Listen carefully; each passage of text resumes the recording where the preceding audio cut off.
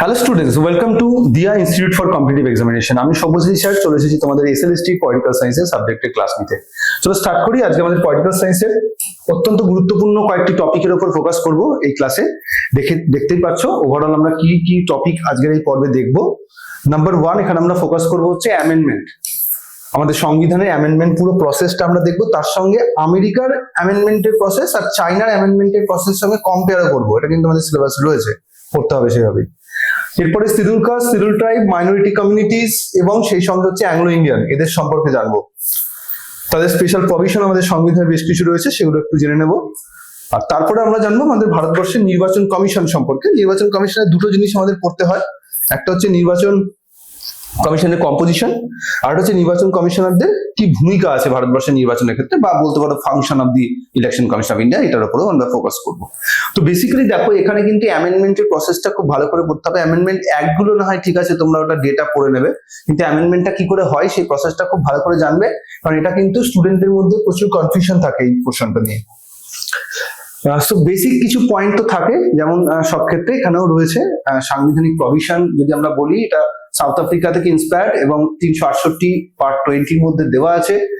Total যদি প্রসেসটাকে nature wise find out করি, তাহলে এটাকে আমরা বলি partly rigid and partly flexible, অর্থাৎ সুপরিবর্তনীয় ও দুষ্পরিবর্তনীয় সংবিধান একটা মিক্সচার আমরা বলতে পারি, বা অংশত সুপরিবর্তনীয় অংশত দুষ্পরিবর্তনীয়।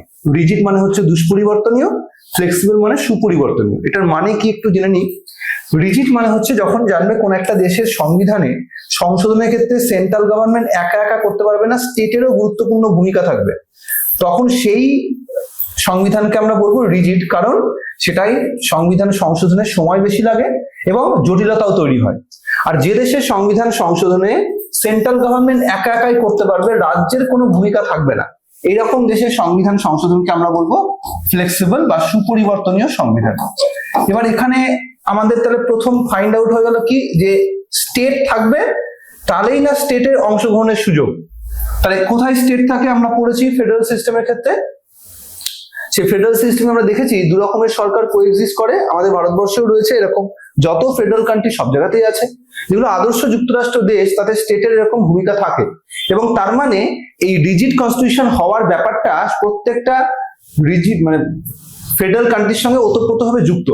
কিন্তু ফ্লেক্সিবল কনস্টিটিউশনে এটা কিন্তু কোনো ফেডারেল কান্ট্রিতে আমরা দেখতে পাবো না, এটা দেখতে পাবো ইউনিটারি কান্ট্রিতে, কারণ ইউনিটারি কান্ট্রিতেই স্টেটের কোনো গুরুত্বপূর্ণ ভূমিকা থাকছে না। আর আমাদের ভারতবর্ষে যদি বলো, তো আমাদের ভারতবর্ষে কেন এরকম, তার কারণটাও এর পেছনেই আছে। আমাদের ভারতবর্ষকে কি আমরা পুরোপুরি ফেডারেল বা পুরোপুরি ইউনিটারি বলতে পারি? আমরা বলি ভারতবর্ষ হচ্ছে কোয়াসি ফেডারেল। তাহলে এই কোয়াসি ফেডারেল এই টার্মটা কোথা থেকে এলো? আধা যুক্তরাষ্ট্র কনসেপ্টটা জুড়ে আছে এর সঙ্গে। আধা যুক্তরাষ্ট্র বলে ঠিক যেখানে যেখানে যুক্তরাষ্ট্র তাকে করা হয়েছে রিজিড, আর বাকি পোর্শনটা ফ্লেক্সিবল। তাই আমাদের ভারতের সংবিধান হচ্ছে partly rigid and partly flexible. Okay, চলে আসি অথরিটি অফ অ্যামেন্ডমেন্ট। কে অ্যামেন্ডমেন্ট করতে পারে সংবিধান? পার্লামেন্ট করতে পারে। এর জন্য পার্লামেন্টের যে কোনো দেশের সংবিধান সংশোধনের দু ধরনের পদ্ধতি থাকে, ফর্মাল এবং ইনফর্মাল। সো আমাদের ভারতবর্ষে কিন্তু দু রকমই ফলো হয়। ইনফর্মাল বেসিক্যালি সেই পদ্ধতিকে বলে যেখানে দেশের সুপ্রিম কোর্ট বা আরো বিভিন্ন যে অথরিটি রয়েছে, যারা কিনা আমাদের সংবিধান সংক্রান্ত কোনো বিষয় বলে বা কোনো রকম সংশোধনের ডিমান্ড করে, এবং তার বেসিসেই সেটাকে আমরা ইনফর্মাল মেথড বলি। আর পার্লামেন্ট যখন করে সেটাকে আমরা ফর্মাল মেথড বলি। নাম্বার অফ প্রসিডিওর যদি বলি, তাহলে অবশ্যই 3 রকমের। এই 3 রকমের প্রসিডিওরের প্রথমটা হচ্ছে স্পেশাল মেজরিটি, দ্বিতীয়টা special majority with the ratification of states, আর তৃতীয়টা হচ্ছে সিম্পল মেজরিটি। যদিও মনে রাখবে সংবিধানে কিন্তু দুটোই প্রসেসের কথা বলেছে, তৃতীয় কোনো প্রসেসের কথা বলেনি। কিন্তু ইন প্র্যাকটিক্যাল আমরা দেখবো আমাদের সংবিধানের কিছু কিছু জায়গা সংশোধনের ক্ষেত্রে আমাদের রাজ্যগুলোরও গুরুত্বপূর্ণ সেখানে ভূমিকা থাকছে, এবং সেখানে আমরা দেখতে পাই যে খুব সহজ পদ্ধতিতে কিছু কিছু জায়গা চেঞ্জ করা হয়। তাই এটাকে অ্যামেন্ডমেন্ট অ্যাক্ট বলেও তকমা দেওয়া যায় না। যেমন ধরো আমাদের অন্ধ্রপ্রদেশ ভেঙে তেলেঙ্গানা হয়েছে, এই যে তেলেঙ্গানা ফর্মেশন করেছে, এটা কি কোনো সংবিধান সংশোধনে হয়েছে? হয়নি। এটা সাধারণ একটা অন্ধ্রপ্রদেশ রিঅর্গানাইজেশন অ্যাক্ট, তাই সেই আইনের মাধ্যমে হয়েছে। তাহলে এরকম ভাবে এমন কিছু প্রভিশন রয়েছে যেগুলো সংশোধন হয়তো করছে, কিন্তু তাকে 368 নাম্বার আর্টিকেলের প্রসেস ফলো করে করা হয় না, সেটা ordinary law making process follow করে করা হয়। আর এইগুলোকে কিন্তু এখানে তৃতীয় আরেকটি পদ্ধতি বলে চিহ্নিত করা হয়েছে, যেটা আদতে কিন্তু সংবিধানে মেনশন করা নেই। সংবিধান অনুযায়ী তাই যদি জিজ্ঞেস করে ভারতের সংবিধানের সংশোধনের কতগুলো পদ্ধতি, তাহলে অবশ্যই 368তে কিন্তু দুটোই পদ্ধতির কথা আছে, স্পেশাল আর special with the ratification of states. Simple মেজরিটির কনসেপ্টটা কিন্তু আর্টিকেল 368 নেই, শুধু আর্টিকেল 368 ওই দুটো মেথডের পরে এটা বলে দেওয়া হয়েছে। এর বাইরেও সংবিধানের আরো কিছু জায়গা আছে যেটাকে সংবিধান আমাদের পার্লামেন্টের হাতে অথরিটি দেওয়া হলো সংশোধন করা। পার্লামেন্টকে যখন কোনো কিছু অথরিটি দেওয়া হয় কিন্তু বলা হয় না পার্লামেন্ট কোন মেজরিটি ফলো করবে, সেখানে পার্লামেন্ট একটা বাই ডিফল্ট প্রসেস ফলো করে। বাই ডিফল্ট প্রসেসটা হচ্ছে অর্ডিনারি ল মেকিং প্রসেস, মানে সিম্পল মেজরিটির মাধ্যমে। ঠিক এই কারণে সিম্পল মেজরিটি পদ্ধতিটা ফলো হয় প্র্যাকটিক্যালি, কিন্তু থিওরিটিক্যালি আমরা এর কোনো ইন্ডিকেশন পাই না আমাদের সংবিধানে। আর তাই যদি সংবিধান অনুযায়ী ভারতবর্ষের সংশোধনের কতগুলো পদ্ধতি বলে, তাহলে অবশ্যই আমরা দুটি পদ্ধতির কথা বলবো, তখন কিন্তু এরকম ভাবে তিনটি বলবো না। এটা কখন বলবো? যদি শুধু জিজ্ঞেস করে যে বলো তো ভারতের সংবিধান সংশোধনের কতগুলো পদ্ধতি, তখন বলবো 3। কিন্তু যদি অ্যাকর্ডিং টু দি কনস্টিটিউশন কতগুলো পদ্ধতি, তখন বলবো 2। আশা করছি দুটোর মধ্যে ফারাক বুঝতে পেরেছো। দ্বিতীয় আরেকটা বিষয় বলে রাখি, প্রচুর বইপত্রে দেখবে প্রথম পদ্ধতি বলা হয় সিম্পল, তারপর একটা স্পেশাল, তারপর একটা special with the ratification of state. আরেকটা মারাত্মক ভুল, তার কারণ যেহেতু আমাদের সংবিধানেই মেনশন নেই প্রথম পদ্ধতি, তাই যদি কখনো এক্সামে কোশ্চেন দিয়ে দেয় যে সংবিধান সংশোধনের প্রথম পদ্ধতি কোনটা বা দ্বিতীয় পদ্ধতি কোনটা, তোমরা যদি সিম্পলটাকে প্রথম পদ্ধতি করো তাহলে কিন্তু ভুল হবে, কারণ সংবিধানে তো প্রথম পদ্ধতি তা দেওয়া নেই, স্পেশালকেই বলা হয়েছে প্রথম পদ্ধতি। তাই সেটাও মাথায় ঢোকাবে যে বিশেষ সংখ্যাগরিষ্ঠতা এটা হচ্ছে প্রথম পদ্ধতি, আর দ্বিতীয়টা হচ্ছে অর্ধেক স্টেটের সমর্থন নিয়ে হচ্ছে দ্বিতীয় পদ্ধতি। তৃতীয় কোনো পদ্ধতি সংবিধানে নেই। তো এই হচ্ছে আমাদের সংবিধানের বেসিক বিষয়, যেটাকে এখানে বাংলায় সুন্দর করে দেওয়া আছে। পরের পেজে চলে যাব আমরা। 368 নম্বর ধারার যাবতীয় প্রভিশন গুলো আমরা এক ঝলকে দেখে নেব। 368 নম্বর ধারা, যেটা কিনা আমাদের সংবিধান সংশোধনের যাবতীয় প্রভিশনকে ইন্ডিকেট করে, এর মধ্যে প্রসেসটা দেওয়া আছে আমাদের অ্যামেন্ডমেন্টের, এবং এখানে কতগুলো গুরুত্বপূর্ণ বিষয় আমাদের জেনে রাখতে হবে। নাম্বার 1, আমাদের এই যে অ্যামেন্ডমেন্ট সংক্রান্ত বিল, এই বিল কিন্তু পার্লামেন্টের যে কোনো কক্ষে ইন্ট্রোডিউস হতে পারে, যে কোনো মেম্বার যে কোনো কক্ষে এটাকে ইন্ট্রোডিউস করতে পারে। আর যেহেতু যে কোনো মেম্বার ইন্ট্রোডিউস করতে পারে, তার মানে মন্ত্রীও ইন্ট্রোডিউস করতে পারে, আর প্রাইভেট অন্য কোনো মেম্বারও করতে পারে, অমন্ত্রী সদস্য। আর আমরা জানি যদি কোনো মন্ত্রী কোনো বিল ইন্ট্রোডিউস করে তাকে আমরা কি বলবো? মন্ত্রী কোনো বিল ইন্ট্রোডিউস করলে তাকে আমরা বলবো পাবলিক বিল, পাবলিক মেম্বার্স বিল বা পাবলিক বিল। আর যদি অমন্ত্রী মেম্বার করে তাহলে আমরা বলবো প্রাইভেট মেম্বার্স বিল বা প্রাইভেট বিল। তার মানে অ্যামেন্ডমেন্ট বিল প্রাইভেট বিল হিসেবেও ঢুকতে পারে, আবার পাবলিক বিল হিসেবেও ঢুকতে পারে, ইন্ট্রোডিউস হতে পারে। এবার দুটো হাউস থেকে বিলটা পাস হয়ে গেল, same process same majority follow করে, কখনো ডিফারেন্ট হয় না, দুটো হাউসের সেম মেজরিটি হবে। দুটো হাউস থেকে পাস হয়ে যাওয়ার পরে এটা প্রেসিডেন্টের কাছে পাঠিয়ে দেওয়া হয়, আর প্রেসিডেন্ট সিগনেচার করতে বাধ্য থাকেন।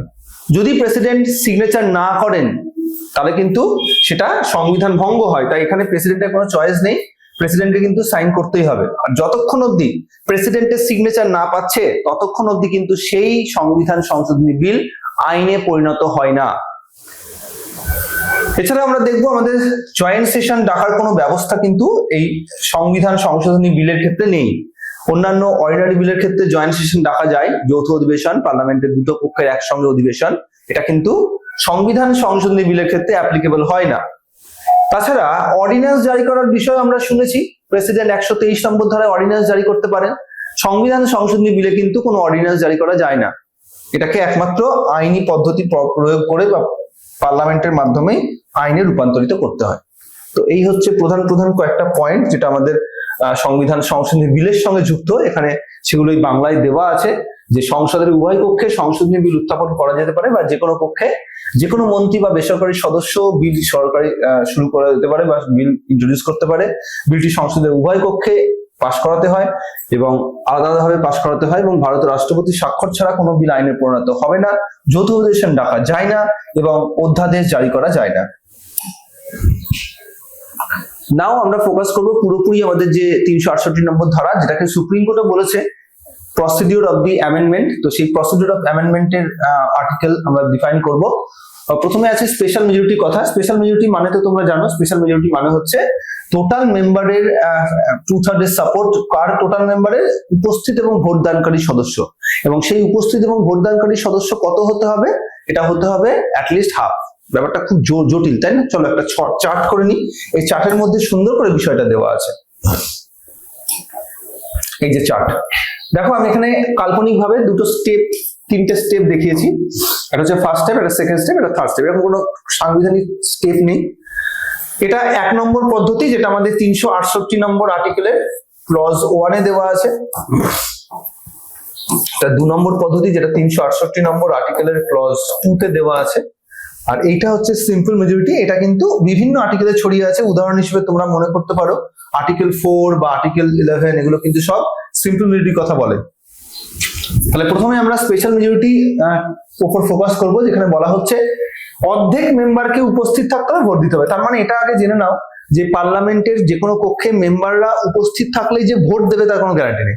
হতেই পারে কোনো মেম্বার উপস্থিত রয়েছে কিন্তু ভোট দানে বিরত রয়েছে, সেক্ষেত্রে আমাদের দেখতে হবে কাউন্টিং করে কি ভোটও দিয়েছে এবং সেই সঙ্গে প্রেজেন্ট এবং ভোট দুটোই দিয়েছে এমন মেম্বার হতে হবে। কত হতে হবে সেটা 50%।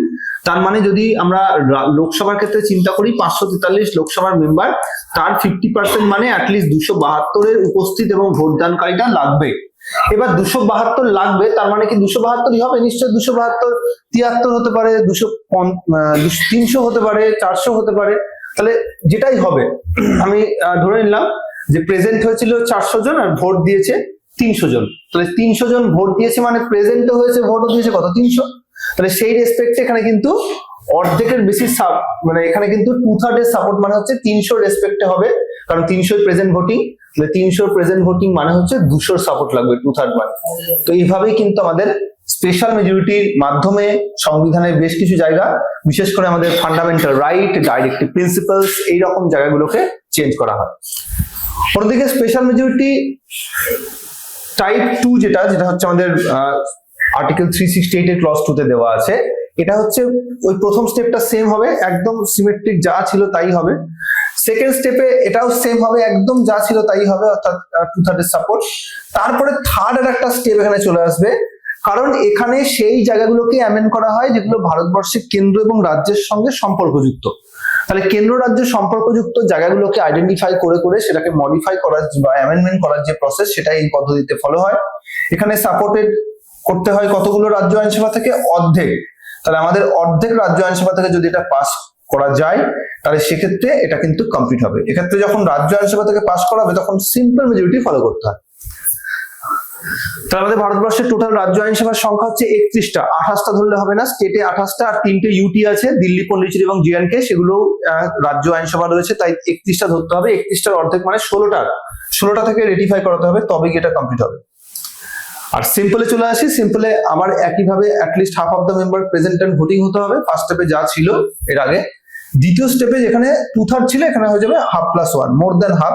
এটা সাপোর্ট পেলে তবে গিয়ে এটা কমপ্লিট হবে। তো এই হচ্ছে আমাদের total procedure of amendment of the constitution. আমাদের সংবিধানের অ্যামেন্ডমেন্টের প্রসেস এভাবেই ইন্ডিকেট করা হয়েছে। নেক্সট আমরা চলে আসবো এক্সাম্পল, তাহলে আরো একটু সহজভাবে বুঝতে পারবে। এই স্পেশাল মেজরিটি যেটা আর্টিকেল 368 ক্লজ 1, সেটা ফলো করে যেগুলো অ্যামেন্ডমেন্ট করা হয় সেগুলো এখানে দেওয়া আছে, যেমন fundamental right, directive principle of state policy, এগুলো। আর special majority with the ratification of half of the states, এটার মাধ্যমে হচ্ছে 368 ক্লজ 2 ফলো করে হয়। 368 ক্লজ 2 ফলো করে আমাদের অ্যামেন্ডমেন্ট, এই যে এতক্ষণ ধরে যে প্রভিশন করছে আর্টিকেল 368 এটা, এবং আমাদের কেন্দ্র রাজ্য সম্পর্ক, ফেডারেলিজমের যেসব ফিচার রয়েছে, সেন্টার স্টেট রিলেশন রয়েছে, 3 লিস্ট অফ সাবজেক্ট রয়েছে, অ্যামেন্ডমেন্টের প্রসেস যেটা এখনই বললাম, সুপ্রিম কোর্টের প্রভিশন রয়েছে, ইলেকশন অফ প্রেসিডেন্ট রয়েছে, এগুলো সব এই পদ্ধতিতেই পরিবর্তন করা যায়। আর বাকি থাকলো সিম্পল। সিম্পলের মাধ্যমে আমাদের বেসিক্যালি বিভিন্ন আর্টিকেলের প্রভিশন রয়েছে, এখানে পার্ট 1, পার্ট 2 এর কথা বলা হয়েছে। এছাড়াও শিডিউল 2, শিডিউল 3 এভাবে চেঞ্জ হয়, creation of abolition of SLC এভাবে হয়, formation of the new provinces, election of the parliament, provisions of the union territory, এগুলো সব এই সিম্পল মেজরিটি প্রসেস ফলো করে অ্যামেন্ড করা হয়। তাহলে এইভাবে আমাদের সংবিধানে কিন্তু পুরোপুরি আলাদা আলাদা করে ভাগ করে দেওয়া আছে কোন পদ্ধতি ফলো করে কোন অ্যামেন্ডমেন্টটা হবে। এখন এই অ্যামেন্ডমেন্ট সংক্রান্ত বিষয়টাকে আমরা একটুখানি আরেকটু ক্লারিফাই করে নেবো। এখানে স্পেশাল মেজরিটি এবং special majority with ratification of the states বলতে কি বোঝায় সেটা দেখে নেব। 1952 টিল ডেট এটা 106 হবে। চলে আসবো নেক্সট। স্পেশাল মেজরিটির মাধ্যমে প্রথমে আমরা ফোকাস করি। দেখো স্পেশাল মেজরিটির কথা আমি বলেছিলাম, ঠিক যেটা বলেছিলাম এখানে সেটাই দেওয়া আছে, এইভাবেই কিন্তু ইন্ডিকেট করা আছে। ওটা আমরা লোকসভার এক্সাম্পল পেয়েছিলাম, এখানে রাজ্যসভার এক্সাম্পলের নিরিখে করা হয়েছে যে 245 জন টোটাল মেম্বার রাজ্যসভার এই মুহূর্তে, তার অর্ধেক মেম্বারের উপস্থিত এবং ভোটদানকারী মানে হচ্ছে 123। যদি 123 মিনিমামটাই যদি ধরি তাহলে সেক্ষেত্রে তার 2/3 মানে হচ্ছে 82 এর সাপোর্ট পেলেই এটা কিন্তু কমপ্লিটলি পাস হয়ে যাবে। মোর দ্যান 2/3 নয় কিন্তু, শুধু 2/3, ঠিক আছে।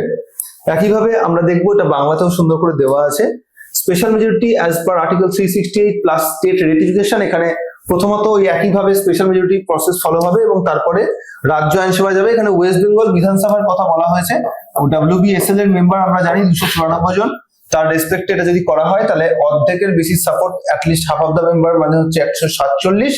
147 এর অর্ধেকের বেশি সাপোর্ট মানে হচ্ছে অবশ্যই এখানে 74, যেহেতু 73.5 তাহলে 74 এবং তার বেশি, এটাই হচ্ছে মিনিমাম সাপোর্ট, যেটা হলেই কিন্তু রেটিফিকেশন হয়ে যাবে। এইভাবে শুধু পশ্চিমবঙ্গ নয়, যে যতগুলো আমাদের ভারতবর্ষের স্টেট রয়েছে এবং ইউটি যেগুলো স্টেট লেজিসলেচার রয়েছে, অর্থাৎ 31টা রাজ্য আইনসভা এটাকে পাঠানো হবে।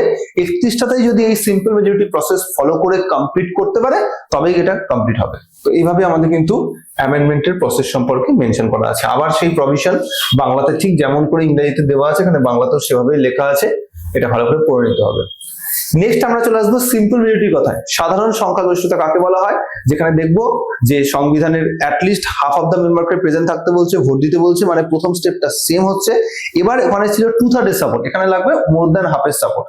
ওটাই বলা হয়েছে যে it refers to the majority of the more than 50% of at least half of the members present and voting. The simple majority is the most frequently used, that's why এটাকে আমরা কি বলি, পার্লামেন্টারি বিজনেসে সব থেকে বেশি ইউজ হয়, এটাকে আমরা ফাংশনাল মেজরিটি বা ওয়ার্কিং মেজরিটি বলে উল্লেখ করে থাকি। এবং এক্ষেত্রে আমাদের সংবিধানের প্রচুর প্রভিশন রয়েছে যেগুলোতে এটা প্রসেস ফলো হয়। এখানে একটা এক্সাম্পল দেওয়া হয়েছে, রাজ্যসভার নিরিখে এটা এক্সাম্পলটা দেওয়া হয়েছে। ঠিক যেরকম আমরা বলছিলাম যে 245 জন টোটাল রাজ্যসভার member, at least half of the member হচ্ছে 123, তো এখানে 123 বেশি এসেছে, 160 জন প্রেজেন্ট হয়েছে, ভোট দিয়েছে। তো তার নিরিখে যেহেতু এখানে অর্ধেকের বেশি, তার মানে 81 এর সাপোর্ট পেলে এটা কিন্তু পাস করা গেছে। তো এটাই হচ্ছে সাধারণ সংখ্যাগরিষ্ঠ, যেটা আমরা প্র্যাকটিক্যালি তৃতীয় পদ্ধতি বলে জানছি, কিন্তু সাংবিধানিক ভাবে এরকম কোনো তৃতীয় পদ্ধতি নেই, এটাও কিন্তু জেনে রাখবে। এটা বাংলাতে এখানে যেটা ডিসকাস করা আছে এখানে ছবিতে, ওটা এখানে ক্লারিফাই করা আছে। তো এখনো অবধি আমাদের ভারতবর্ষে 2025 সাল পর্যন্ত, মানে ঠিক আজকের দিন পর্যন্ত 1951 সাল থেকে চেঞ্জ হয়েছে 129টা অ্যামেন্ডমেন্ট বিল পাস হয়েছে আর 106টি অ্যামেন্ডমেন্ট অ্যাক্ট হয়েছে। সর্বশেষ যে 106 নম্বর অ্যামেন্ডমেন্ট অ্যাক্ট, এটা হচ্ছে রিলেটেড উইথ ওমেন রিজার্ভেশন, মহিলাদের 33% আসন সংরক্ষণ। কোথায় আমরা জানি আমাদের পঞ্চায়েত এবং মিউনিসিপ্যালিটিতে মহিলাদের 33% আসন সংরক্ষণ রয়েছে গোটা ভারতবর্ষে। এবার করা হয়েছে লোকসভা আর বিধানসভাতে। তাহলে ভারতবর্ষে যত বিধানসভা আছে এবং লোকসভা, এগুলোতে কিন্তু অ্যাটলিস্ট 33% সিট রিজার্ভ থাকবে ফর ওমেন। এবং এটা যখন থেকে কার্যকরী হবে তখন থেকে 15 ইয়ার্স পর্যন্ত এটা ভ্যালিড থাকবে। এটা করা হবে 2026-এর পরে যে সেন্সাস, সেই সেন্সাসের রেসপেক্টে। সো এভাবেই কিন্তু আমাদের ভারতবর্ষে মহিলাদের আসন সংরক্ষণটাকে সর্বশেষ করেছে। এটার বিল কিন্তু 128। তাহলে প্রশ্ন উঠবে 129 নম্বর বিল আমি বললাম, এটা উত্থাপিত হয়েছে।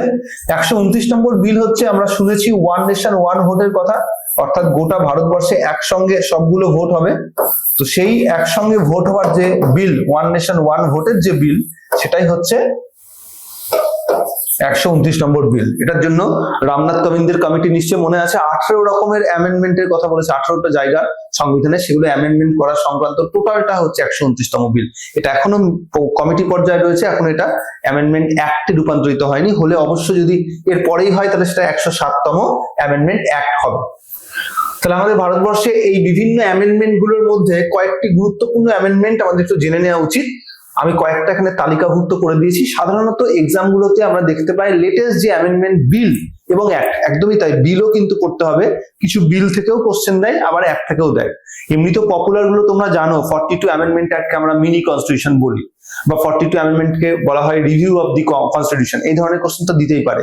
বা আমাদের অ্যান্টি ডিফেকশন অ্যাক্ট কততম অ্যামেন্ডমেন্ট অ্যাক্টে অ্যাড হয়েছে, সো এরকম প্রশ্ন দিতে পারে যে আমাদের 52 অ্যামেন্ডমেন্ট অ্যাক্টে অ্যাড হয়েছে, কিন্তু তার সঙ্গে সঙ্গে এরকম যেগুলো একদম লেটেস্ট অর্থাৎ সর্বশেষ কোনটা হয়েছে 106 বা তার আগে 105 বা 104, 103, 102, 101, 100 অর্থাৎ অ্যাটলিস্ট 100 থেকে 106 সবগুলোই পড়ে রাখতে হবে। মহিলাদের সিট রিজার্ভেশন এটা 106, তার আগেই হয়েছে ওবিসি তালিকা বার করা, নিশ্চয়ই জানো, এই জন্য ওয়েস্ট বেঙ্গল গভর্নমেন্ট কদিন আগে নতুন তালিকা বের করেছে আমাদের পশ্চিমবঙ্গে বা বিভিন্ন স্টেটই করছে এটা। এটার প্রভিশন হচ্ছে 105 নম্বর অ্যামেন্ডমেন্ট অ্যাক্টে অ্যাড হয়েছে। ন্যাশনাল কমিশন ফর ওবিসি কে সাংবিধানিক স্বীকৃতি দেওয়া হয়েছে, এতদিন অব্দি দেওয়া ছিল না। এটা আমরা দেখবো 123 নম্বর বিল, এটা 102 নম্বর অ্যাক্টে রূপান্তরিত হয়েছে। এবং এছাড়া আমরা দেখবো যে জিএসটি সংক্রান্ত গুডস অ্যান্ড সার্ভিস ট্যাক্স সেই সংক্রান্ত প্রভিশন 101 নম্বর অ্যামেন্ডমেন্ট অ্যাক্টে অ্যাড হয়েছে। ইন্দো বাংলাদেশ ল্যান্ড ডিসপিউট, যাকে আমরা বলি ছিটমহল এগ্রিমেন্ট, ছিটমহল চুক্তি, এই ছিটমহল চুক্তি অনুযায়ী 119 নম্বর বিল আইন হয়ে 100 নম্বর অ্যামেন্ডমেন্ট অ্যাক্ট হয়েছে। এছাড়াও ন্যাশনাল জুডিশিয়াল অ্যাপয়েন্টমেন্ট কমিশন বলে একটি বডি তৈরি করা হয়েছিল 2015 সালে, যেটা বেসিক্যালি সুপ্রিম কোর্ট এবং হাইকোর্টের জাজেসদের অ্যাপয়েন্টমেন্ট সংক্রান্ত। এটাকেও কিন্তু আমরা দেখবো 2015 সালে সুপ্রিম কোর্ট নিজেই অসাংবিধানিক বলে ডিক্লেয়ার করেছে। এটা আমাদের বেসিক স্ট্রাকচারকে ভায়োলেট করে, এবং তোমরা জানো যে বেসিক স্ট্রাকচার ভায়োলেট করলে কিন্তু কোর্ট সেটাকে রিভিউ করবে এবং বাতিল করে দেওয়ার অথরিটি ভোগ করে। আর রয়েছে extension of reservation of certain sector, অর্থাৎ আমাদের দেখবো এসসি এসটি ওবিসি, আমাদের এসসি এসটি এবং অ্যাংলো ইন্ডিয়ান সংক্রান্ত যে রিজার্ভেশন আমাদের সংবিধানে ছিল ওটাকে বহুবার চেঞ্জ করা হয়েছিল। রিসেন্টলি আমরা দেখবো সেখানে শুধু এসসি এবং এসটি রিজার্ভেশনটাকে এক্সটেন্ড করা হয়েছে, SC and ST, so Anglo ইন্ডিয়ানটাকে বন্ধ করে দেওয়া হয়েছে। তো সেই এসসি এসটি রিজার্ভেশনকে যে আরো 10 বছরের জন্য বাড়িয়ে 2030 অব্দি করা হয়েছে, ওটাই 126 নম্বর বিল, আর আইন হচ্ছে 104।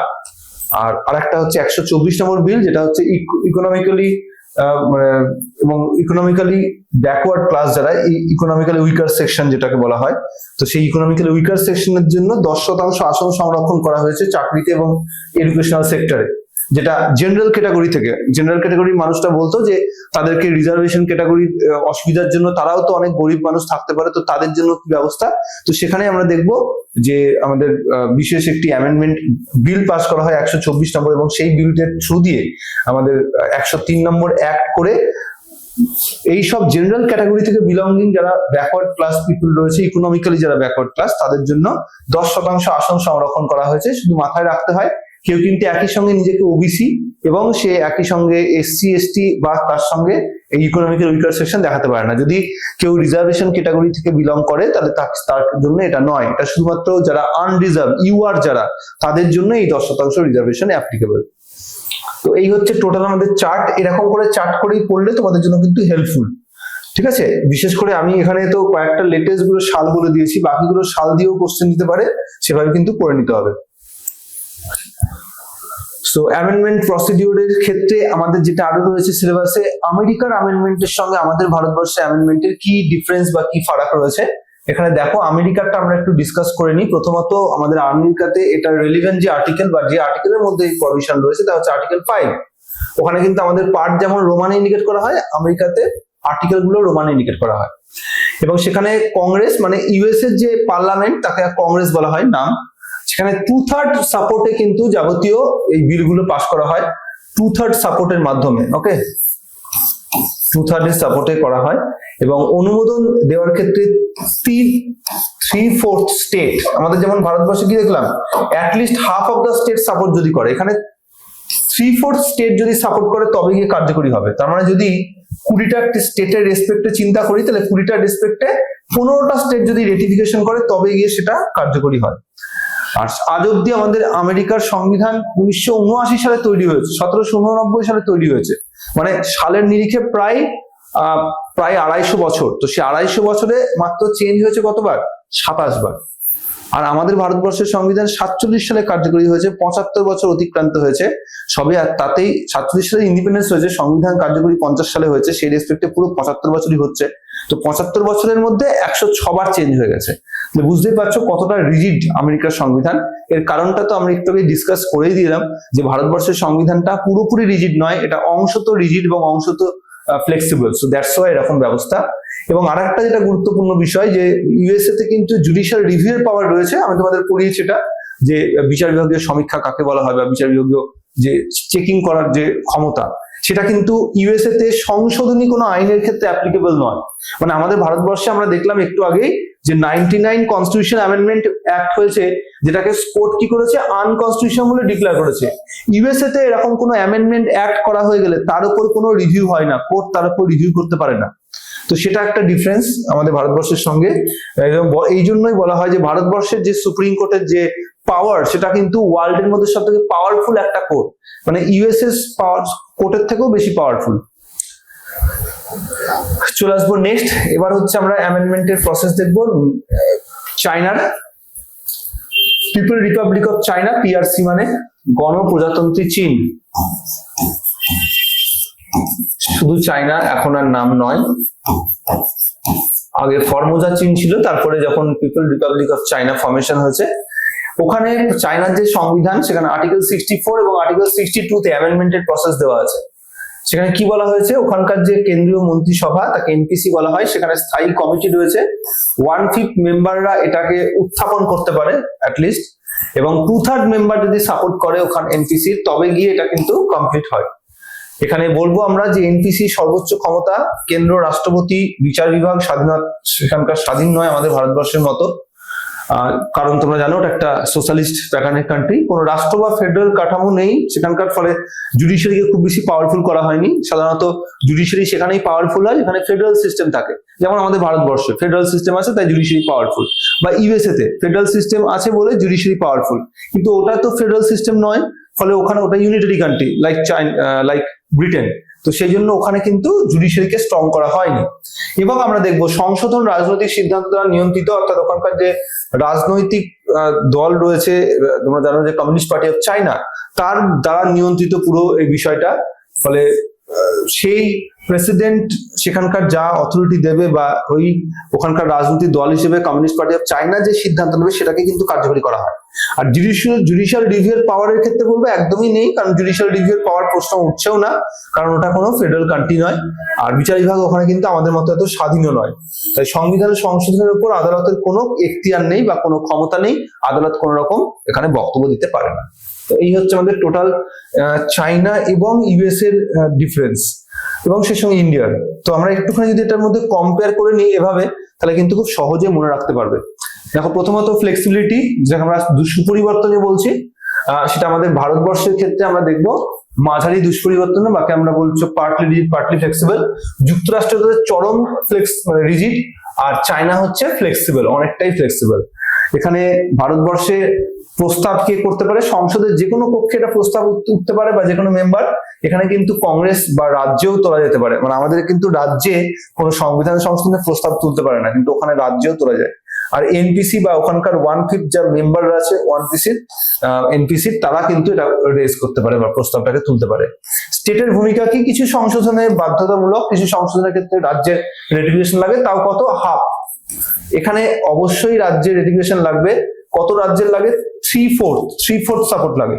আর এখানে আমরা দেখবো কোনো রাজ্যের ভূমিকা নেই, কারণ কোনো ফেডারেল কান্ট্রি নয়, রাজ্যই তো নেই। জুডিশিয়াল রিভিউ এখানে পাওয়ার অবশ্যই আছে, বেসিক স্ট্রাকচার ডক্ট্রিনের থ্রু দিয়ে সংবিধানকে রক্ষা করার ব্যবস্থা করা আছে, এবং সেখানে জুডিশিয়াল রিভিউর পাওয়ার রয়েছে। এখানে প্রশ্ন উঠছে না জুডিশিয়াল রিভিউর কোনো ক্ষমতা, জুডিশিয়াল রিভিউ সংবিধান সংশোধনের উপর ক্ষমতা ভোগ করে না, আর এখানে প্রশ্নই নেই জুডিশিয়াল রিভিউর থাকার কথা। প্রেসিডেন্টের ভূমিকা কি, অনুমোদন প্রয়োজন লাগে, মানে তার ফাইনাল সিগনেচার লাগে, না হলে আইনে রূপান্তরিত হয় না। এখানে কোনো ভূমিকা নেই, রাষ্ট্রপতি কোনো কিছুই করতে পারে না। আর এখানে কিন্তু এনপিসি কর্তৃক নিয়ন্ত্রিত, অর্থাৎ এনপিসি যদি সিদ্ধান্ত নেয় তবে গিয়ে কোন একটি সংবিধান সংশোধনী আইন কার্যকরী হতে পারে। নাম্বার অফ অ্যামেন্ডমেন্ট আজ অব্দি কতবার হয়েছে, 100+, এটা 106 বার অ্যাকচুয়ালি, এটা 27 বার হয়েছে, এটা 10+, মানে 10 বারের 11 বার, মোট 12 বার হয়েছে এখনো অব্দি। তাহলে এই টোটাল সংশোধনের নাম্বার দেখে বুঝতে পারছো যে ভারতবর্ষেরটা কতটা দুষ্পরিবর্তনের থেকে বেশি হচ্ছে, ভারতবর্ষেরটা সুপরিবর্তনের বেশি। এটা রয়হস্যি। তাহলে এই হচ্ছে আমাদের টোটাল গোটা বিশ্বের মধ্যে 3টি দেশের সংবিধান সংশোধনের কম্পারিজন। এটা তোমরা কম্পারেটিভ পলিটিক্স এর মধ্যেই পেয়ে যাবে। আর যদি ডিটেলসে পড়তে চাও, তোমাদের কাছে নিশ্চয়ই কোনো বই থাকবে, সেই বই থেকে ডিটেলসে পড়তে পারো। আমরা এবার পরের যে টপিকটার উপর ফোকাস করব তা হচ্ছে ভারতবর্ষের শিডিউল কাস্ট, আমরা বলি তফসিলি জাতি বা অনগ্রসর জাতি। এই শিডিউল কাস্টের সম্পর্কে সংজ্ঞা আমাদের সংবিধানে 341 নম্বর ধারায় বলা আছে। কি বলা হয়েছে? বলা হয়েছে রাষ্ট্রপতি একটি নির্দিষ্ট কমিউনিটির মানুষকে যদি ডিক্লেয়ার করে অ্যাজ এ শিডিউল কাস্ট, তবে তারা শিডিউল কাস্ট।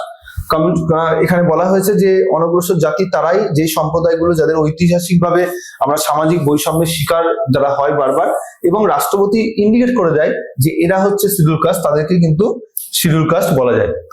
এবার তাহলে শিডিউল কাস্ট কোন একটা স্টেটের মধ্যে কাকে বলবে, এটা কে রেকমেন্ড করবে? অবশ্যই রাজ্যের যিনি গভর্নর তিনি রাষ্ট্রপতিকে রেকমেন্ড করবেন। এবং তোমরা জানো যে national commission for schedule caste রয়েছে আর্টিকেল 338 এর মধ্যে, সেই ন্যাশনাল কমিশনও রিপোর্ট দেয়, তার ভিত্তিতে রাষ্ট্রপতি জানতে পারেন যে কোন ক্ষেত্রে এরকম কোনো ডিমান্ড রয়েছে বা এরকম কোনো রিকোয়ারমেন্ট রয়েছে যাকে পূরণ করা উচিত।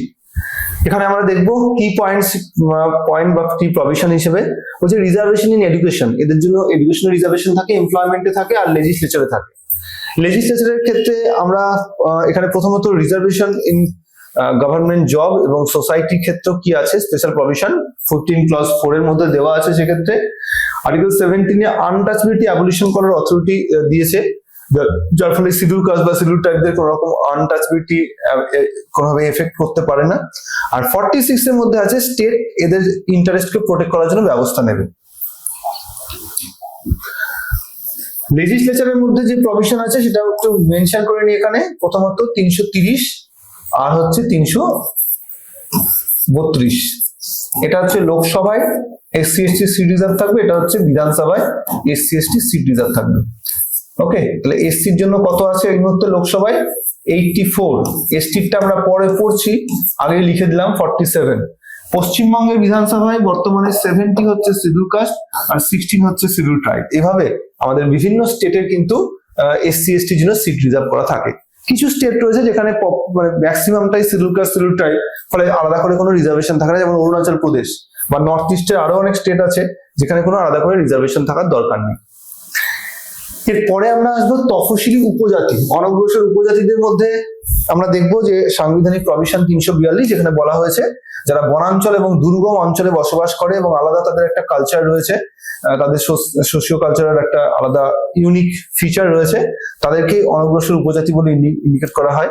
এবং এদেরকে কিন্তু রাষ্ট্রপতি এদের স্বার্থ রক্ষা করে, এবং এই জন্য কোনো একটা স্টেটে এই শিডিউল ট্রাইব এরিয়াতে কোনো কিছু যদি করতে হয় বা তাদেরকে যদি কোনো অন্য জায়গাকার মানুষ সেখানে গিয়ে বসবাস করতে যায়, সেই অধিকার কিন্তু পায় না। বিশেষ কিছু সেক্টর রয়েছে যাতে একদম তাদেরকে আইসোলেট করে রাখা হয়, যেমন তোমরা জানো যে আন্দামান এবং নিকোবর আইল্যান্ডে সেখানে দেখবো যে সেন্টানিলা এবং জারোয়া এই দুই প্রজাতি রয়েছে, এবং সেখানে এখন জারোয়ারা তাও কিছুটা সিভিলাইজড হয়েছে, কিন্তু বাকি আরো যারা অন্যান্য দ্বীপগুলোতে রয়েছে তারা কিন্তু কোনোভাবেই তাদের এতটাই মানে প্রোটেক্টেড তাদেরকে রাখা হয় ভারত সরকারের তরফ থেকেও, যে কোনোভাবে কিন্তু সেখানে গিয়ে কেউ মনে করবে একটু ঘুরতে যাবো একটু দেখে আসবো ওরকম করা যায়, পুরোপুরি গভর্নমেন্টের নিয়ন্ত্রণে থাকে সেটা। চলে আসবো কি প্রভিশন, আরো কি আছে। রিজার্ভেশন ইন এডুকেশন ইনস্টিটিউশন, এদের জন্য থাকবে রিজার্ভেশন, এবং এদের সাংবিধানিক প্রভিশন আমরা দেখতে পাবো। একটা হচ্ছে শিডিউলড এরিয়াজ এর জন্য 244 নম্বর ধারা আছে, 275 এদের জন্য বিশেষ গ্র্যান্টস ইন এইড তাদের ওয়েলফেয়ারের জন্য ইউজ করা যায়। আর 5th and 6th schedule specially reserve করা আছে তাদের জন্য। 5th হচ্ছে অল রিজার্ভেশন মানে all schedule areas of the states except Assam, Meghalaya, Tripura and Mizoram, AMTM বলে লিখে রাখবে। আবার বলে দিচ্ছি আসাম, মেঘালয়, ত্রিপুরা এন্ড মিজোরাম। আর 6th শিডিউল দেখতে পাচ্ছ, এতে শুধু এই 4টের কথা বলা আছে, আসাম, মেঘালয়, ত্রিপুরা এন্ড মিজোরাম। সো এই হচ্ছে আমাদের কি provision under this now minority. এতক্ষণ ধরে আমরা schedule caste and schedule tribe সম্পর্কে জানছিলাম, এবার আমরা সংখ্যালঘু সম্পর্কে জানবো। দেখো সংখ্যালঘু ক্ষেত্রে প্রথমেই বলে রাখি এটা কোনো সাংবিধানিক ভিত্তি নেই, এটা সংখ্যালঘুদের সম্পর্কে। সংখ্যালঘু কারা এটা সংবিধানে বলা নেই, যেমন কিনা SC ST বলা ছিল কিন্তু 341 নম্বর ধারা SC আর 342 শিডিউল ট্রাইব। এবং শুধু তাই নয়, 338 নম্বর ধারায় national commission for schedule caste এবং 338 A নম্বর ধারায় national commission for schedule tribe establish করারও ব্যবস্থা আছে। কিন্তু সংখ্যালঘুর জন্য কোনো রকম ন্যাশনাল কমিশন রয়েছে, কিন্তু সেটা স্ট্যাচুটরি ওয়েতে আছে, কোনো সংবিধানে মেনশন নেই। তাহলে সংখ্যালঘু কারা? বলছে রাষ্ট্রপতি নির্দিষ্ট কোনো কমিউনিটিকে ভাষা এবং ধর্ম দুটোর ভিত্তিতেই কিন্তু জ্ঞান করা হয়। শুধু ধর্ম বা শুধু ভাষা নয়, এখানে ধর্ম এবং ভাষা দুটোর ভিত্তিতেই কোনো পার্টিকুলার কমিউনিটিকে যদি সংখ্যালঘু বলে ডিক্লেয়ার করে তাহলে তারাই কিন্তু সংখ্যালঘু। এই মুহূর্তে আমাদের ভারতবর্ষে রয়েছে খ্রিস্টান, রয়েছে মুসলিম, রয়েছে পার্সি, রয়েছে শিখ, রয়েছে বুদ্ধিস্ট এবং জৈন। এই 6টা কমিউনিটিকে মাইনরিটি কমিউনিটি হিসেবে ইন্ডিকেট করা হয়। এর মধ্যে জৈন হচ্ছে সব থেকে ইয়ংগেস্ট, জৈনকে সর্বশেষ অ্যাড করা হয়। বাকিগুলো হচ্ছে আমাদের খ্রিস্টান, মুসলিম এবং পার্সি, এরা তো ছিলই, শিখ এরা ছিলই, ফলে বুদ্ধিস্ট এবং জৈন পরে স্টেটাস দেওয়া হয়েছে, জৈন হচ্ছে সর্বশেষ। সো এই 6টা যে কমিউনিটি দেখতে পাচ্ছ এরা বিশেষ কিছু সুযোগ সুবিধা ভোগ করে। বিশেষ করে আমরা দেখবো আমাদের সংবিধানে আর্টিকেল 29 রয়েছে, যেখানে এই মাইনরিটি কমিউনিটিদের জন্য বিশেষ মৌলিক অধিকার রয়েছে, তারা তাদের ভাষা, তাদের কালচারকে প্রোটেক্ট করতে পারে। আর 30 নম্বর ধারা এই মাইনরিটিদের জন্যই বলা আছে যে তারা তাদের জন্য আলাদা করে তাদের যে এডুকেশনাল ইনস্টিটিউশন সেগুলোকে তারা এস্টাবলিশ করতে পারে, আবার সেগুলোকে তারা পরিচালনাও করতে পারে। এক্ষেত্রে আমরা দেখবো বিভিন্ন যে মিশনারি স্কুল বা মাদ্রাসা স্কুল এগুলো কিন্তু এই আর্টিকেল 30 থ্রু দিয়েই সংখ্যালঘুরা এস্টাবলিশ করতে পারে, এবং সংখ্যালঘুরা সেখানে কিন্তু নিজের ইচ্ছে মতো তাদের কালচার, তাদের স্ক্রিপ্ট এগুলোকে প্রচারও করতে পারে। ওকে, চলে আসবো ন্যাশনাল কমিশন ফর মাইনরিটিজ। 1992 সালে তৈরি হয় একটা স্ট্যাচুটারি বডি, যেটাকে তৈরি করা হয়েছিল। এরা কিন্তু এখনো কোনো সাংবিধানিক স্বীকৃতি পায়নি।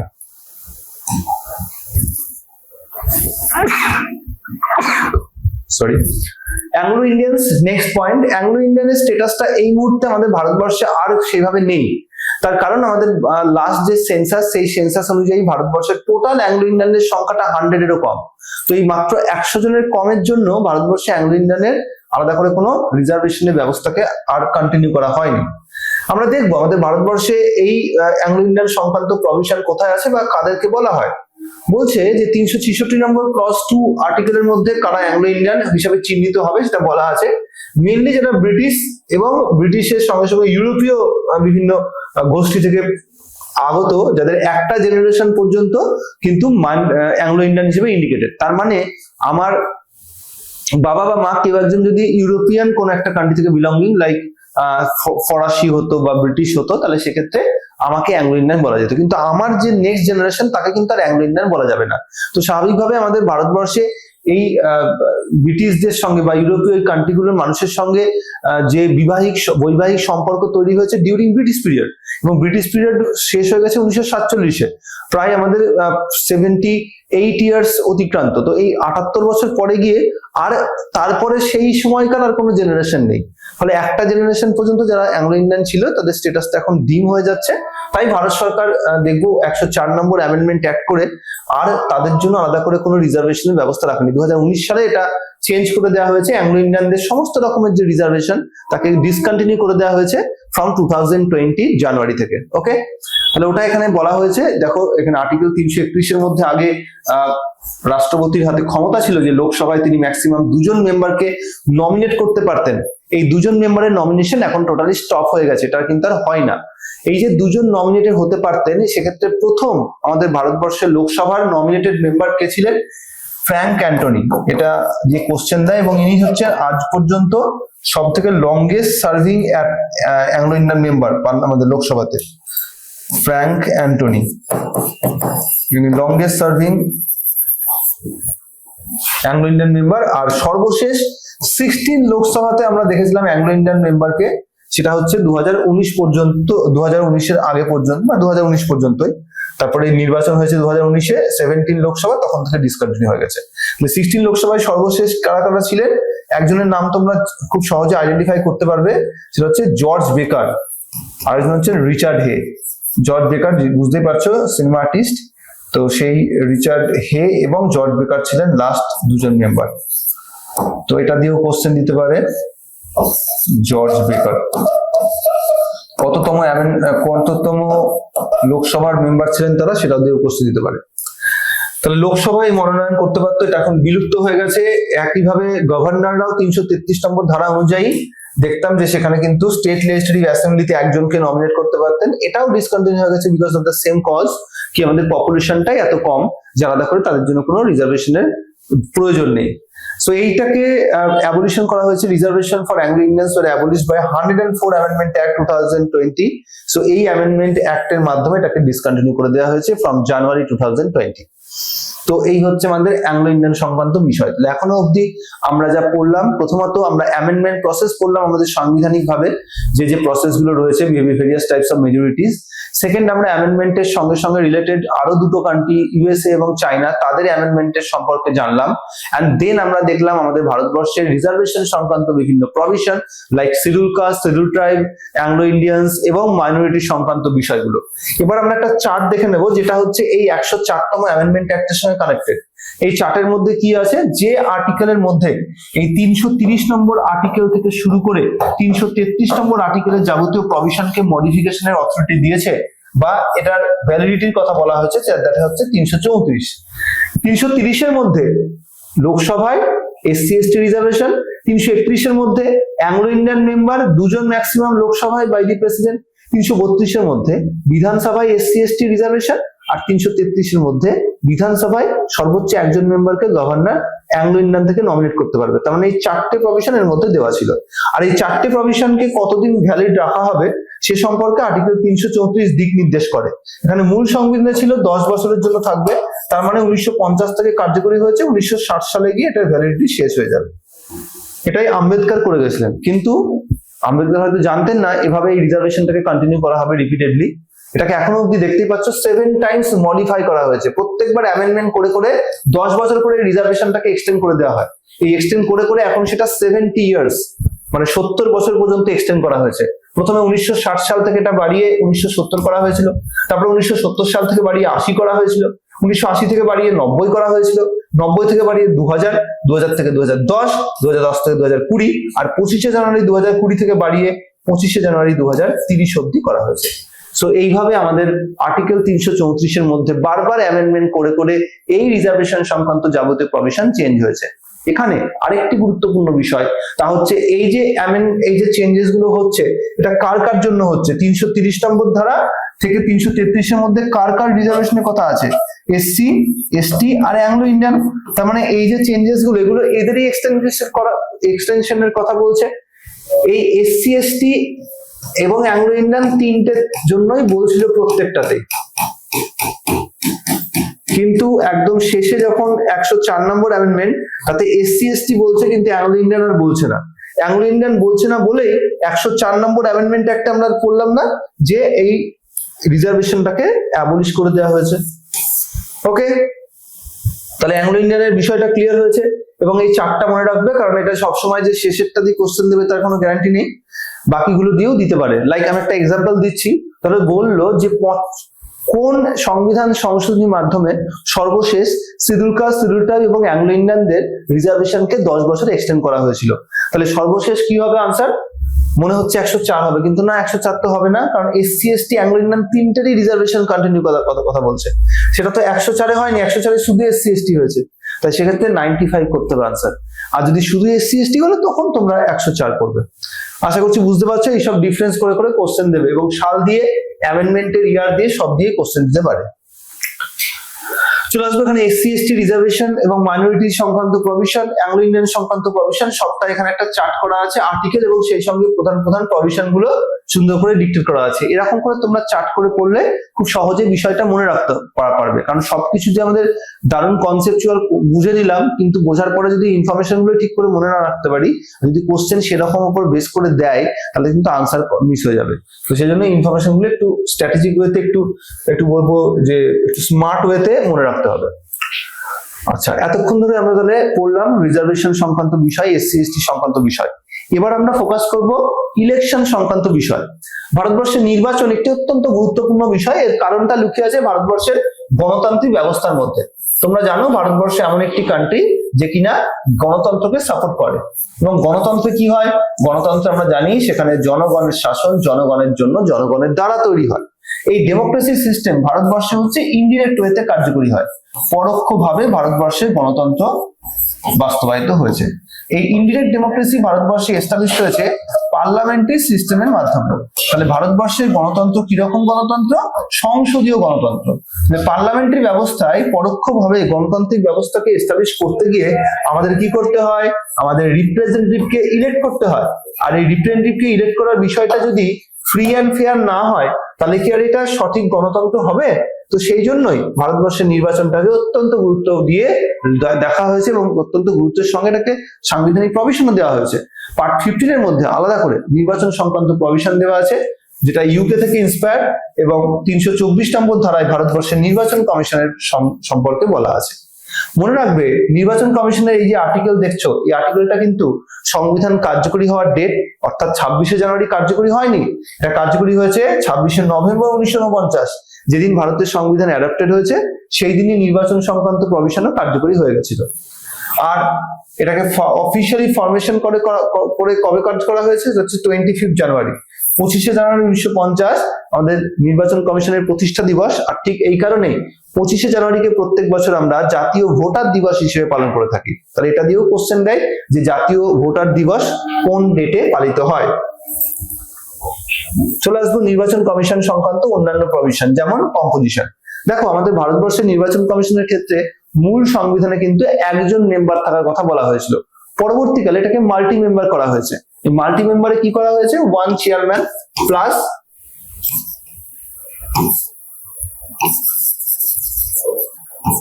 2 আদার মেম্বার্স। এই চেয়ারম্যানকে বলা হয় চিফ ইলেকশন কমিশনার, আর অন্যান্যদের বলা হয় শুধু ইলেকশন কমিশনার। এই যে চিফ ইলেকশন কমিশনার একজন থাকবেন আর দুজন থাকবেন আদার ইলেকশন কমিশনার। দেখতে পাচ্ছ, ইনি হচ্ছেন জ্ঞানেশ কুমার, নতুন তিনি ভারতবর্ষের ইলেকশন কমিশনার হয়েছেন। জ্ঞানেশ কুমার হচ্ছেন বর্তমানে ভারতবর্ষের চিফ ইলেকশন কমিশনার। ওকে, তাহলে প্রথমে এটা 1 সদস্য বিশিষ্ট ছিল, পরবর্তীকালে এটা 3 সদস্য বিশিষ্ট করা হয়েছে। কত সালে করা হয়েছে? 1993 সাল থেকে এটাকে করা হয়েছে। অ্যাকচুয়ালি তার আগে 1990 সালে করা হয়েছিল, তারপরে মাঝখানে সুপ্রিম কোর্টে মামলা হওয়ার কারণে ওটা কিছুদিন পেন্ডিং হয়ে গেছিল, তারপরে 93 সাল থেকে এটা কন্টিনিউ আছে। তো এইভাবে আমাদের সংবিধানের 324 নম্বর ধারায় নির্বাচন কমিশন সম্পর্কে ইন ডিটেলস দেওয়া আছে। তাহলে এই হয়ে গেল আমাদের নির্বাচন কমিশনের স্ট্রাকচার সংক্রান্ত বিষয়।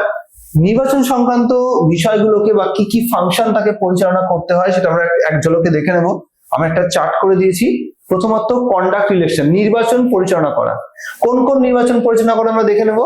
লোকসভা নির্বাচন, রাজ্যসভা নির্বাচন, স্টেট অ্যাসেম্বলি নির্বাচন, প্রেসিডেন্ট এবং ভাইস প্রেসিডেন্টের নির্বাচন ভারতের নির্বাচন কমিশন পরিচালনা করে থাকে।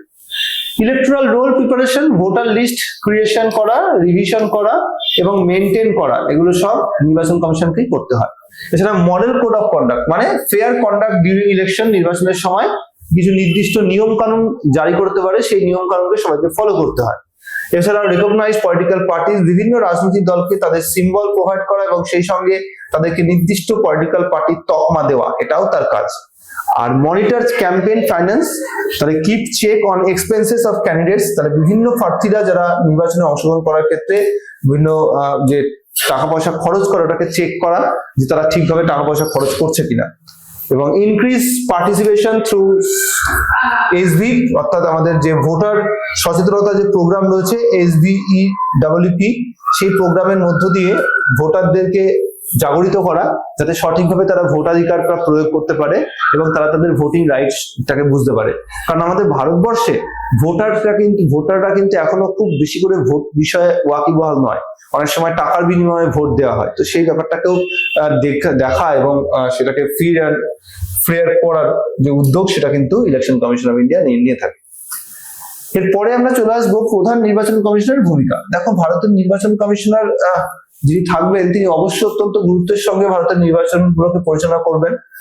তিনি অ্যাপয়েন্টেড হন প্রেসিডেন্টের দ্বারা 6 বছর বা 65 বছর যেটা আগে আসবে সেই অনুযায়ী তার রিটায়ারমেন্ট ডিক্টেটেড হয়। এছাড়া তার কোয়ালিফিকেশনের ক্ষেত্রে সেভাবে কিছু বলা নেই, সাধারণত IAS থেকেই করা হয়। আর অন্যান্য ইলেকশন কমিশনারের সেম কোয়ালিফিকেশন, সেম স্যালারিও, 2.5 লাখ করে স্যালারি পায় তারা পার মান্থ। এছাড়া অন্যান্য সুযোগ সুবিধা পেয়ে থাকে।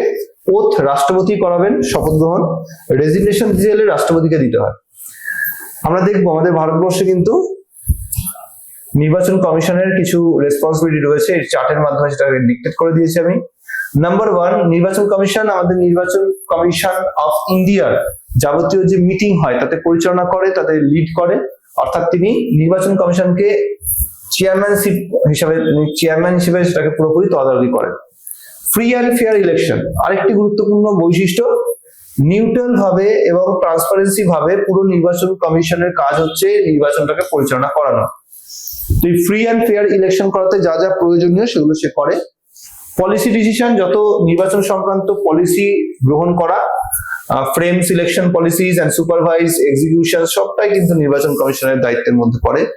এছাড়াও ডিসপিউট রেজলিউশন, বিভিন্ন সময় নির্বাচনী ক্ষেত্রে পলিটিক্যাল পার্টিদের বিভিন্ন ডিসপিউট তৈরি হয়, যেমন কোন পলিটিক্যাল পার্টিকে কোন পলিটিক্যাল সিম্বলটা দেওয়া হবে, একটা দল ভেঙে গিয়ে কোন দলটা মেন দল আর কোনটা নয় এই সবগুলো সেটেলমেন্ট করতে পারে। এন্ড কোঅর্ডিনেশন উইথ স্টেটস, সবসময় রাজ্যের নির্বাচন যখন হয় তখন রাজ্য নির্বাচন কমিশনের সঙ্গে কোঅর্ডিনেশন করা বা প্রয়োজনে রিজিওনাল ইলেকশন কমিশনারকে নিয়োগ করা, সেটাও করে থাকতে পারে। তো এগুলো হচ্ছে সব নির্বাচন কমিশনারের দায়িত্বের মধ্যে পড়ে।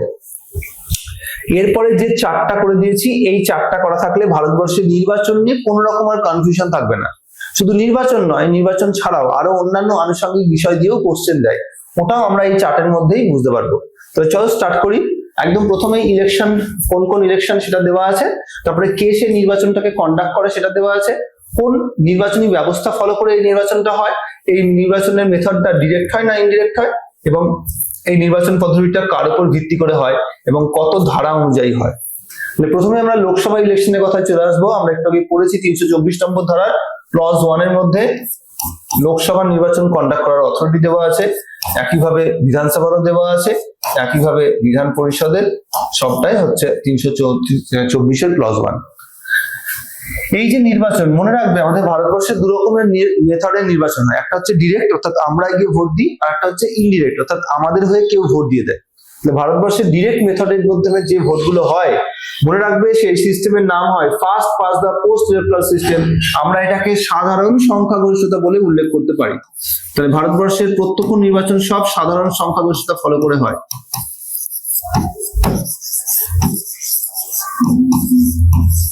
আর এই সাধারণ সংখ্যাগরিষ্ঠতার মাধ্যমে যে ভোট হয় সেটা কিসের বেসিসে হয়? সেটা হয় সার্বজনীন প্রাপ্তবয়স্কের ভোটাধিকারের ভিত্তিতে, ইংরেজিতে হচ্ছে ইউনিভার্সাল অ্যাডাল্ট ফ্র্যাঞ্চাইজ।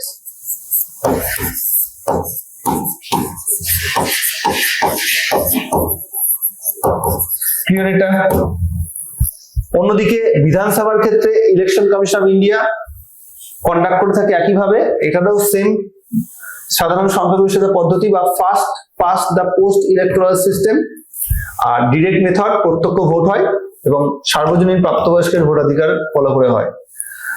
এবার চলে আসবো রাজ্যসভা নির্বাচন এবং বিধান পরিষদ, এগুলো সব সিঙ্গেল ট্রান্সফারেবল ভোট সিস্টেম, মানে একক হস্তান্তরযোগ্য ভোট পদ্ধতি ফলো করে হয়। একক হস্তান্তরযোগ্য ভোট পদ্ধতির ভোট হচ্ছে পরোক্ষ ভোট। মানে যখনই পরোক্ষ ভোট হবে তখনই এভাবেই ভোট হবে, এবং এটাকে যার মাধ্যমে হয় সেটা হচ্ছে প্রপোর্শনাল রিপ্রেজেন্টেশন অর্থাৎ সমানুপাতিক প্রতিনিধিত্বের ভিত্তিতে। এভাবেই প্রেসিডেন্টের নির্বাচন হয়, এভাবেই ভাইস প্রেসিডেন্টের নির্বাচন হয়, সব একই পদ্ধতি একইভাবে হয়ে থাকে। আর্টিকেল গুলো আলাদা হবে, প্রেসিডেন্টের আর্টিকেল 54 আর ভাইস প্রেসিডেন্টের আর্টিকেল হচ্ছে 66। এবার চলে আসবো আরো কয়েকটি গুরুত্বপূর্ণ জায়গায়, সেটা হচ্ছে পঞ্চায়েত, মিউনিসিপ্যালিটি এবং কর্পোরেশন। এটা মিউনিসিপ্যাল কাউন্সিল মানে পৌরসভা। এগুলো সব নির্বাচন কমিশন স্টেটের যে আছে, স্টেট ইলেকশন কমিশন সে করে, এই ইলেকশন কমিশন করে না, স্টেট ইলেকশন কমিশন করে। নির্বাচন পদ্ধতি এক্স্যাক্টলি ডিরেক্ট ইলেকশনে যা হয় first past the post electoral system, এগুলো তো তাই হয়। ডিরেক্ট মেথড অবশ্যই, এবং সার্বজনীন প্রাপ্তবয়স্কের ভোটাধিকারের ভিত্তিতে হয়। আর্টিকেল যদি পঞ্চায়েতের ভোট হয় 243 কে, আর যদি মিউনিসিপ্যালিটি ভোট হয় বা কর্পোরেশন 243 জেডে। এই হচ্ছে আমাদের ভারতবর্ষের টোটাল নির্বাচন সংক্রান্ত প্রভিশন গুলো। এবার আমরা আরেকটা গুরুত্বপূর্ণ জিনিস এর সঙ্গে দেখে নেব, সেটা আলাদা করে কোনো খাটনিও নেই। সেটা হচ্ছে আমাদের ভারতবর্ষে এই যে পোস্ট গুলো দেখলাম, হাউসের কথা পড়লাম বা বিভিন্ন পদাধিকারী, তাদের এজ কত, মিনিমাম কত এজ হলে তারা এইসব হাউসে মেম্বার হতে পারে বা এখানকার পদ পেতে পারে। লোকসভার ক্ষেত্রে মিনিমাম এজ 25, বিধানসভার ক্ষেত্রে মিনিমাম এজ 25, রাজ্যসভার ক্ষেত্রে মিনিমাম এজ 30, বিধান পরিষদের ক্ষেত্রে মিনিমাম এজ 30, পার্লামেন্টের ক্ষেত্রে মিনিমাম এজ 35, ভাইস প্রেসিডেন্টের ক্ষেত্রে মিনিমাম এজ 35, ভাইস প্রেসিডেন্টের ক্ষেত্রে মিনিমাম এজ 35, পঞ্চায়েতের ক্ষেত্রে মিনিমাম এজ 21, মিউনিসিপ্যালিটির ক্ষেত্রে মিনিমাম এজ 21, কর্পোরেশনের ক্ষেত্রে মিনিমাম এজ 21। তো তার মানে এটাও জেনে নিলাম মিনিমাম কত বছর বয়স হলে এই সব পোস্টগুলোতে কেউ বসতে পারে। আশা করছি এই চারটা খুব ভালো করে মনে থাকবে। এখানে বিভিন্ন পলিটিক্যাল পার্টির নাম দেওয়া আছে। আমরা জানি আমাদের ভারতবর্ষে বেশ কিছু জাতীয় দল আছে, যে জাতীয় দলগুলো থেকে কোশ্চেন দেয়। যদিও পলিটিক্যাল পার্টি সিস্টেম আলাদা করে কিছু দেওয়া নেই, কিন্তু নির্বাচন কমিশনের সঙ্গে এটা ওতপ্রোতভাবে যুক্ত। এই মুহূর্তে আমাদের ভারতবর্ষে 6টি জাতীয় দল রয়েছে, যার মধ্যে ইন্ডিয়ান ন্যাশনাল কংগ্রেস রয়েছে একদম প্রথমেই, তারপরে ভারতীয় জনতা পার্টি রয়েছে, communist party of India Marxist রয়েছে, বহুজন সমাজ পার্টি রয়েছে, ন্যাশনাল পিপলস পার্টি রয়েছে, আম আদমি পার্টি। এরা সবাই এই মুহূর্তে কিন্তু জাতীয় দল। ন্যাশনাল স্ট্যাটাস পেয়েছে কবে এবং কবে এটা ফর্মেশন হয়েছে দুটোই পাশাপাশি লেখা আছে, এটা দিয়েও কোশ্চেন দিতে পারে। সো স্ট্যাটাস পেয়েছে 51-এ, এটা 89, এটা 89, এটা 97, এটা 2019, এটা 2023-এ। আর কোন কোন জায়গায় এটা পপুলার, যদি ইন্ডিয়ান ন্যাশনাল কংগ্রেস বলি এটা প্যান ইন্ডিয়া পার্টি, তো গোটা ইন্ডিয়াতে আছে এটা, এটাও সেম, বিজেপিও প্যান ইন্ডিয়া পার্টি। সিপিআইএম শুধু কেরালা ত্রিপুরাতে আছে, আর উত্তরপ্রদেশ, পাঞ্জাব, উত্তরাখণ্ড এগুলোতে রয়েছে বহুজন সমাজ পার্টি। আর ন্যাশনাল পিপলস পার্টি হচ্ছে আগাদা সাংবার দল, সেটা Meghalaya, Manipur, north eastern state গুলোতে রয়েছে, অরুণাচল প্রদেশ, নাগাল্যান্ড। এন্ড আম আদমি পার্টি এটা basically Delhi and north India related party, Punjab and Gujarat এবং গোয়াতেও তাদের কিছুটা সংগঠন রয়েছে। সো এই হচ্ছে ওভারঅল আমাদের 2024 পর্যন্ত বা 2025ই বলতে পারো, 2025 পর্যন্ত আমাদের ন্যাশনাল পলিটিক্যাল পার্টিগুলোর স্ট্যাটাস এবং তাদের ইনফরমেশন, এগুলো ভালো করে একটু পড়ে নিতে হবে। ডেটা যেহেতু ডেটাগুলো সেভাবে পড়ে নিতে হবে। সো এই হচ্ছে টোটাল আমাদের আজকের বিষয়, অ্যামেন্ডমেন্ট, সেই সঙ্গে স্পেশাল প্রভিশন এবং সেই সঙ্গে হচ্ছে আমাদের নির্বাচন সংক্রান্ত বিষয়। সো আমরা এখান থেকে কি করব, স্মুথলি আমরা কয়েকটা গুরুত্বপূর্ণ পয়েন্ট মনে রাখার চেষ্টা করব, যেগুলো ভুললে চলবে না। 1 নম্বর হচ্ছে ভারতীয় সংবিধান 3 ভাবে সংশোধন করা যায়: সাধারণ পদ্ধতি, বিশেষ পদ্ধতি এবং বিশেষের সঙ্গে রাজ্যগুলির সম্মতি নিয়ে সংশোধন করা।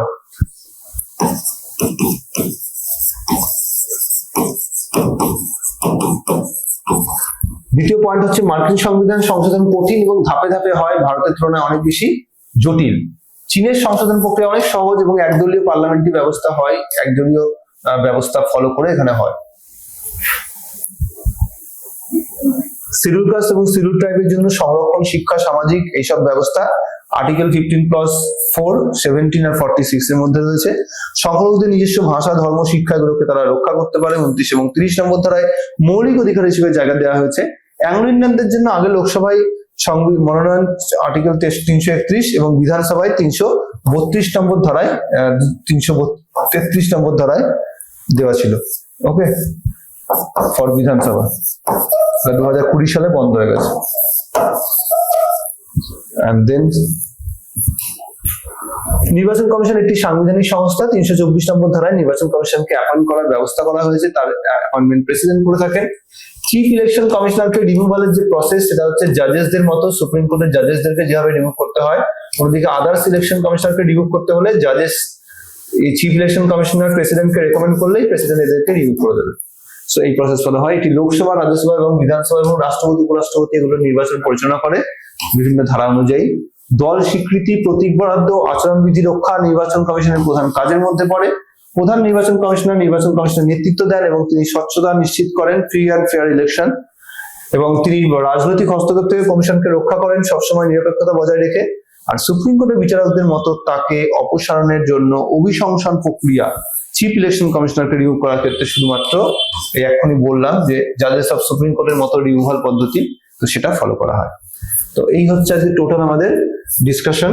আশা করছি পুরো গ্রুপ বির এই পোর্শনের বিষয়টা ক্লিয়ারলি বুঝতে পারলে। নেক্সট টপিক আমরা নেক্সট ক্লাসে ডিসকাস করব। এই পর্যন্ত তোমাদের যেটা পড়া হলো অবশ্যই রিভিশন করো, এবং সেই সঙ্গে হচ্ছে আমাদের নেক্সট টপিক গুলো আবার যেভাবে আসতে থাকবে করতে থাকবে। ওকে, থ্যাংক ইউ। নেক্সট ক্লাসে দেখা হচ্ছে দিয়া ইনস্টিটিউটের সঙ্গে। চলো।